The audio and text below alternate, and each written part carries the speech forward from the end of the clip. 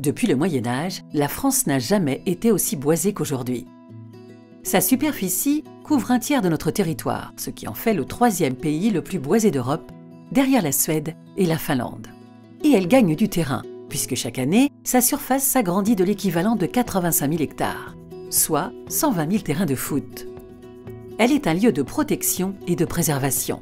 Preuve de sa bonne santé, elle abrite 72% de la biodiversité française, dont des arbres, des mammifères et des oiseaux, mais aussi des champignons et tout autant d'insectes.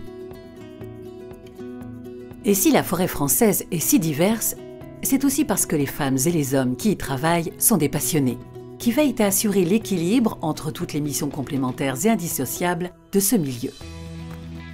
Ces forestiers pensent la forêt dans la durée, car chaque intervention est programmée sur un cycle de 100 ans en moyenne.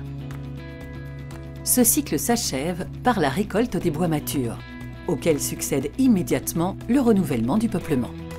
En France, environ 0,5% de la forêt achève son cycle et est récoltée pour être renouvelée.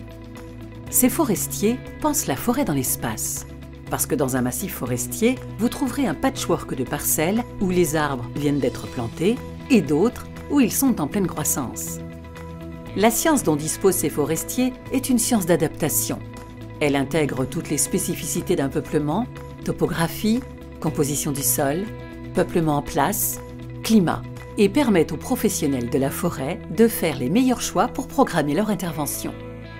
Enfin, ces forestiers pensent la forêt dans ses spécificités, parce que les forêts de France sont à l'image du pays, extrêmement diverses dans leur type et dans leur forme, et que chacune abrite une faune et une flore différentes. Bref, il ne peut y avoir une seule et unique façon de penser la forêt. Cerise sur le gâteau, couper et utiliser du bois issu de forêts bien gérées, c'est être consommateur. Ainsi, vous encouragez une économie locale et rurale qui préserve nos territoires.